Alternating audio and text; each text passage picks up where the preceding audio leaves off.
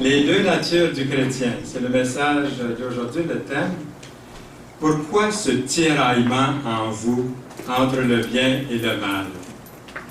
En tant que chrétiens, nous sommes confrontés à de puissants ennemis. Notre plus grand ennemi, cependant, se cache, vous allez être d'accord avec moi, le plus grand ennemi se cache à l'intérieur. À l'intérieur. Vous êtes d'accord avec ça? Oui. Même si nous sommes nés de nouveau, nous sommes profondément conscients, en tout cas je le suis, de notre inclination vers le mal.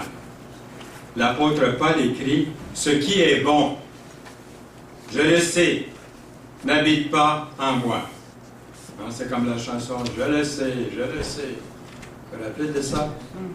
Et lui, l'apôtre Paul dit « N'habite pas en moi, c'est-à-dire dans ma chair. » J'ai la volonté, mais non le pouvoir de faire le bien.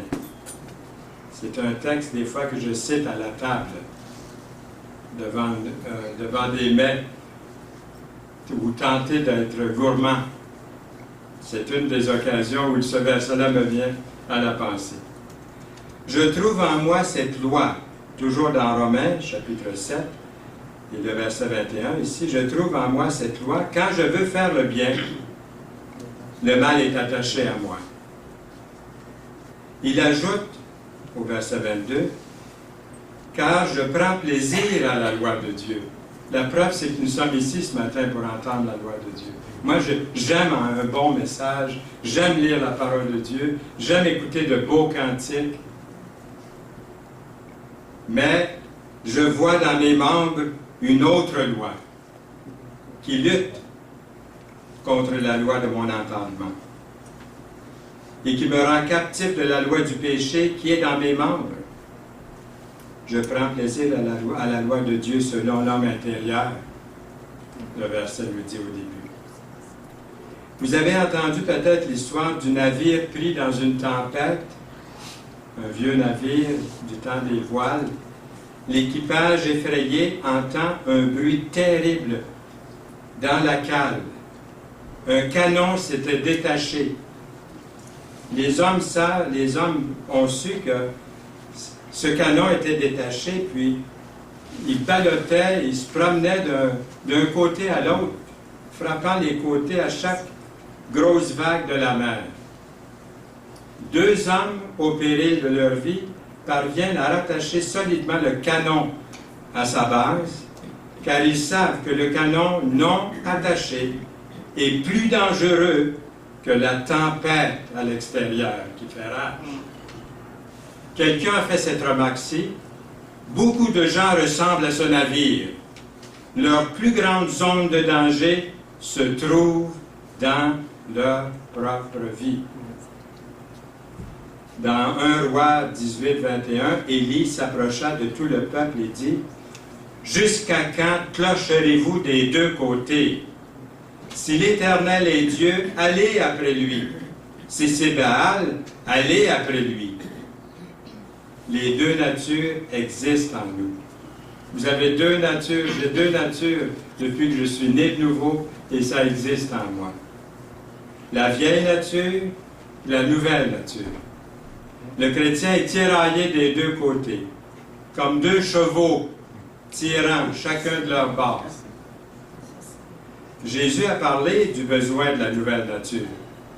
Jésus dit à Nicodème, « Ne t'étonne pas que je t'ai dit, il faut. » C'est fort quand Jésus dit, ou Dieu dit, « Il faut. » Il faut que vous naissiez de nouveau. S'il y a quelqu'un ici ce matin qui n'est pas certain, Jésus vous dit, il faut que vous naissiez de nouveau. C'est très, très important. C'est la chose la plus importante, je ne dis pas de votre vie, de votre existence, parce que nous sommes immortels. Vous avez, dans 1 Pierre 1, 23, vous avez été régénérés, ça veut dire né de nouveau, régénéré, naître à nouveau, non par une semence corruptible, mais par une semence incorruptible, par la parole vivante et permanente de Dieu. Comment sommes-nous régénérés? Nous voyons dans Jean 1,12, à tous ceux qui l'ont reçu. Avez-vous reçu Jésus-Christ comme votre sauveur personnel? À tous ceux qui l'ont reçu, à ceux qui croient en son nom, elle, la parole faite chair qui est Jésus, a donné le pouvoir de devenir enfants de Dieu, lesquels sont nés. On voit l'importance ici de la nouvelle naissance pour toute personne qui est née dans ce monde. Parce qu'au verset 13, le verset suivant dit ceci, « Non du sang, ni de la volonté de la chair, ni de la volonté de l'homme, mais de Dieu. » Puis dans 2 Corinthiens 5, 17, il est écrit, « Si quelqu'un est en Christ, ou pour le Christ, ou dans le Christ, il est une nouvelle création, ou créature, d'après certaines versions. Les choses anciennes sont passées. Voici, toutes choses sont devenues nouvelles. » Et c'est là qu'on voudrait en connaître un peu plus, ces choses nouvelles. Il y a des choses nouvelles pour vous et pour moi. Ça prend une transformation. Quelqu'un a dit, la nouvelle naissance ou régénération est une recréation intérieure par l'Esprit Saint de notre nature humaine déchue. Cette nouvelle naissance doit changer notre manière de vivre. Il va y avoir des fruits à cette nouvelle naissance. On ne sera pas parfait, on est toujours dans la chair. Il y a deux natures. Notre nature est toujours là et il y a toujours une lutte, un conflit. C'est-à-dire que la nouvelle naissance transforme notre cœur incrédule et sans foi désormais en une attitude de confiance, d'amour, puis de repentance pour notre rébellion, pour notre incrédulité passée. Changer tout ça en amour et en obéissance aux instructions de Dieu. Jésus utilise comme figure la naissance pour décrire ce changement-là. L'homme régénéré cesse pour toujours d'être l'homme qu'il était. Ou la femme, on dit l'homme pour le terme neutre. Son ancienne vie est finie avec une nouvelle vie qui est commencée en lui ou en elle. Il est une nouvelle création dans le Christ, hors de portée de toute condamnation. Et c'est ça qui est le miracle, la chose mystérieuse ici. Il n'y a aucune condamnation pour ceux qui sont en Jésus-Christ. C'est débattu encore aujourd'hui au moment où je vous parle, probablement quelque part. La gratuité du salut, la merveille du salut, le don gratuit de Dieu est incompréhensible pour les gens érudits, les gens de science, les hommes de science de ce monde, les philosophes. Mais cette vie ancienne est finie. Une nouvelle vie a commencé. Il est une nouvelle création dans le Christ, hors portée de toute condamnation, puis élevé avec le Seigneur Jésus-Christ dans une nouvelle vie, tout à fait justifiée, tout à fait pardonnée. La régénération est due au fait qu'elle est pour nous mystérieuse, soumise à la puissance divine. Prenez les bébés, les jeunes enfants naissants. Le bébé n'a pas collaboré à sa propre procréation puis à sa naissance. C'est Dieu qui a mis sa main, son esprit qui vous a donné une nouvelle vie, une nouvelle nature en vous. Ça vient de Dieu, ça vient du Saint-Esprit. Comme le bébé, il n'y a pas eu grand-chose à faire pour la procréation puis pour naître. Il est né, il est vivant. Ceux qui meurent dans leur péché sans avoir cette nouvelle naissance dont Jésus nous parle, qui vient de Dieu, qui vient du Saint-Esprit, ne peuvent plus avoir recours à l'opération du Saint-Esprit de Dieu pour eux. C'est ça le péché contre le Saint-Esprit dont la Bible parle. Et ils ne sont pas nés de l'Esprit. Ils sont perdus. Même s'ils ont une bonne vie, ils ne sont pas nés de Dieu. Ils n'ont pas cette touche divine qui vient de Dieu. La Bible parle de la vieille nature. On va en parler un petit peu. Nous allons regarder Galates 5, 17 qui dit « La chair a des désirs contraires à ceux de l'esprit. » et l'Esprit en a de contraire à ceux de la chair. Ils sont opposés entre eux, afin que vous ne fassiez point ce que vous voudriez. Moi, ma chair veut toujours faire des choses qui est contraire à ma nouvelle nature. Et je réalise ce combat est là. Nous venons au monde avec le péché dans le cœur. Hein, c'est comme Alain Chouaquier disait dans un message, souvent je l'ai entendu dire ça. Il y a eu des enfants, puis il dit, les deux enfants, je ne sais pas si c'était deux filles, un garçon et une fille, mais en tout cas, il dit, mes deux enfants, il dit, à un moment donné, il dit, j'ai vu un des enfants, des bébés, encore des bambins, graffiner sa sœur, ou sa sœur graffiner son frère. Puis il regarde sa femme et dit, mais qui est-ce qui a montré ça? Elle dit, c'est pas moi, regarde-moi pas. Il nous a raconté souvent ce fait-là, que le péché est déjà dans le cœur. J'ai entendu l'autre jour, j'étais dans un magasin quelque part, puis il y a un bambin comme ça qui a poussé, il a fait quelque chose de mal, puis quelqu'un qui passait, il dit, qui a montré ça, là? Hein? Il sait pas que, je pense que la plupart des gens ne réalisent pas que nous sommes nés avec le péché. Dans Ésaïe 64, 6, nous sommes tous comme des impurs, et toute notre justice est comme un vêtement souillé. Nous sommes tous flétris comme une feuille, et nos crimes nous emportent comme le vent. Ce n'est pas, j'ai tellement eu de la misère dans ma vie, j'ai tellement eu beaucoup d'enfants, j'ai jamais fait tort à personne, j'ai pas tué, j'ai pas volé. Dieu va certainement m'accepter. C'est pas ça le salut, hein? C'est une touche divine, mystérieuse. Je reconnais que Jésus-Christ est le sauveur du monde. Je me repens de ma vie, de ma vieille nature, et j'accepte. Oui, Seigneur, j'accepte, je t'accepte. Je t'accepte parce que ça, c'est la nouvelle nature qui vient en moi. Une touche divine. Jésus dit à Nicodème, dans Jean 3,3, « En vérité, je te le dis, si un homme ne naît de nouveau, il ne peut voir le royaume de Dieu. » Pourquoi renaître? Qu'est-ce que Jésus veut dire? Même, je ne sais pas si Nicodème a fait du sarcasme quand il dit « Est-ce qu'on doit rentrer à nouveau dans le sein de notre mère puis naître? » Je pense que c'était sarcastique un petit peu de dire ça. Un homme aussi intelligent que Nicodème. Ce qui est sûr, c'est qu'il faut renaître pour être sauvé. Et cette renaissance est faite par l'Esprit, on ne le répéterait pas assez. Cela représente un changement radical à l'intérieur de nous. La justice personnelle de Nicodème est insuffisante. Nous sommes nés dans une nature, avec une nature pécheresse que la Bible appelle la chair. Il est impossible de la dresser. Elle a désobéi aux 10 commandements de Dieu. Puis la Bible dit que dans désobéir un, c'est comme briser toute la chaîne des 10 commandements, d'être coupable. Tu ne convoiteras pas, tu ne voleras pas, et vous connaissez les commandements de Dieu.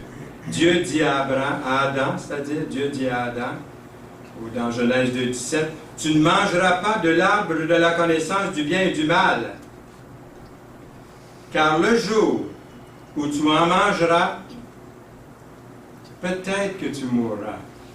Peut-être que ça va aller de travers. Non, tu mourras certainement. Est-ce qu'il est mort physiquement tout de suite sur le coup? Non. Et spirituellement, oui. Et nous venons au monde spirituellement. En réalité, spirituellement, nous ne sommes pas encore vivants. Nous avons une naissance physique. Et le jour où nous naissons de nouveau en Jésus, par son Esprit, nous sommes vivants, immortels pour l'éternité. Les gens aussi qui sont sans Jésus-Christ sont immortels, mais pour le jugement, séparés de Dieu pour toujours. Dieu désire que nous vivions. C'est ça, il nous donne le don en plus, il nous le donne en cadeau. Et la majorité le refuse. Dans Deutéronome 30, 19, Dieu dit « Choisis la vie ». Comment faire? L'invoquer pour vivre. Romains 10, 13. Quiconque invoquera le nom du Seigneur sera sauvé. Dans les réunions d'évangélisation, on dit souvent, on aimerait vous inviter à faire la prière de repentance. Bien, c'est de l'invoquer, c'est de dire au Seigneur qu'on a besoin de venir à lui. Dieu ne raccommode pas l'ancienne nature. C'est la mode aujourd'hui de porter des jeans avec des patchs ou avec des trous. Hein. Ils sont chers, ces jeans-là. Je ne les ai pas encore achetés, ça, je ne suis pas rendu là. Ma chair n'est pas rendue là. Mais laissons de côté cette illustration-là. Dieu ne raccommode pas notre ancienne vie. Dieu ajoute une nouvelle vie. C'est pas beau, ça? Il nous débarrasse pas mal. Le Seigneur dit dans sa prière, j'aime beaucoup la prière sacerdotale de Jésus quand il dit, vous vous souvenez quand il dit, je ne te prie pas par de les enlever du monde, mais de les protéger du mal. Je lisais ça hier avec Yolande. Je dis, regarde, ce que j'ai remarqué dans tout ce qu'on vient de dire, j'ai dit, Jésus, il demande à Dieu de nous protéger, nous. De ne pas nous enlever là tout de suite. Donc, moi, je voudrais qu'il vienne. J'aimerais ça être là quand l'Église est enlevée. C'est dans un instant à l'autre, on ne sait pas quand, il n'y a pas de date. On ne sait pas quand au juste. Mais le Seigneur vous laisse, il me laisse. Puis il demande à Dieu, protège-les. Protège-les, protège-lui, elle et tout. Protège-les. Qu'est-ce que Dieu dit de la vieille nature? Qu'elle ne peut même pas lui plaire. Je suis né dans l'iniquité, dans Psaume 51:5. Je suis né dans l'iniquité, et ma mère m'a conçu dans le péché. Il est question, dans Éphésiens 4:22, du vieil homme qui se corrompt par les convoitises trompeuses. Éphésiens 4:22.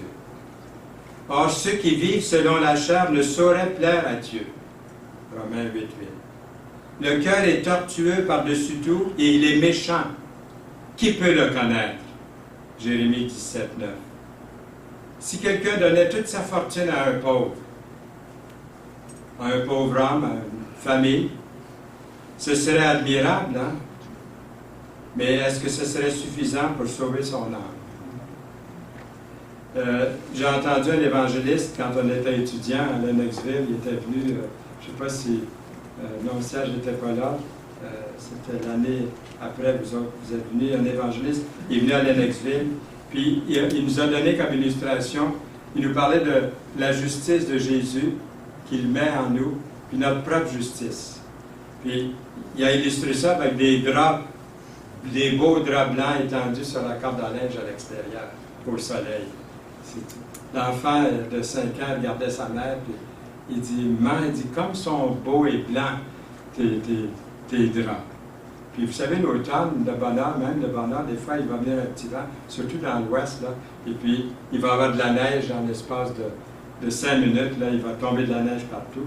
L'enfant était allé jouer pendant ce temps-là. Quand il est revenu à la fenêtre, il dit, « Maman, viens, vite. » Il dit, « Tous tes draps sont gris, sont sales. » Parce qu'il comparait avec la neige. Le soleil était ressorti, la neige brillait, étincelante, mais les draps, ils paraissaient tout gris. Ça, c'est notre justice devant Dieu. Sa justice à lui est parfaite. Il vient vivre en nous. Il nous donne une nouvelle vie. J'avais entendu cette illustration-là de cet évangéliste et je l'ai gardée. La Bible dit que la personne qui est revêtue seulement de sa vieille nature pécheresse, il peut être un bonhomme, une femme bonne, ne peut pas obéir à Dieu. Dans Marc 7:21, car c'est du dedans, c'est du cœur des hommes que sortent les mauvaises pensées, les adultères, les débauches, l'impudicité, les meurtres. Ça continue, les vols, les cupidités, les méchancetés, la fraude, le dérèglement, le regard envieux, la calomnie, l'orgueil, la folie. Dans Marc, le verset suivant, 7, Marc 7, toutes ces choses mauvaises sortent du dedans et souillent l'homme. Et dans Éphésiens 2:2, dans lesquels vous marchiez autrefois selon le trait de ce monde, selon le prince de la puissance de l'air, et l'esprit qui agit maintenant dans les fils de la rébellion. La Bible dit que la personne qui est revêtue seulement de sa vieille nature ne peut pas s'entendre avec Dieu. Ça ne clique pas avec Dieu. Et c'est vrai, hein? Vous l'avez expérimenté. Ça ne rentre pas, c'est comme pas logique, c'est comme... Ça prend vraiment l'Esprit de Dieu. Ces personnes-là vont jusqu'à penser que la Bible est absurde. et illogique. 1 Corinthiens 1,18 dit bien, la prédication de la croix est une folie pour ceux qui périssent. Mais pour nous qui sommes sauvés, elle est une puissance de Dieu. Pour recevoir la nouvelle nature que Dieu nous offre, il faut renaître, naître de nouveau. Et cette nouvelle nature qui vient de Dieu plaira à Dieu et nous donnera le désir constant d'obéir à sa parole en nous faisant saisir par la foi les grandes vérités fondamentales du salut. La nouvelle naissance va prendre le dessus sur la vieille nature. Il faudra bien que la vieille nature en nous suive la nouvelle nature que Dieu nous a donnée. La Bible parle de la nouvelle nature, puis d'essayer de corriger notre vieille nature en vous ou en moi, c'est comme d'essayer de purifier l'eau d'un puits pollué, en lui donnant une bonne couche de vernis. C'est comme d'essayer de plaire à Dieu sans la nouvelle naissance. N'oubliez pas que la vieille nature est toujours là. On n'a pas à lui donner libre cours. Un jour, c'était pas bien là, de ma part, mais je suis allé avec mon fils. Mon fils était dans mes bras, il devait avoir 3 ans, ou je sais pas, à Granby. Puis j'ai dit, savais-tu que les lions, on était devant la cage aux lions, j'ai dit, savais-tu que les lions, on peut les rugissent? J'ai dit, aimerais-tu entendre un lion rugir? Heureusement que les gardiens n'étaient pas trop proches parce qu'ils m'auraient arrêté.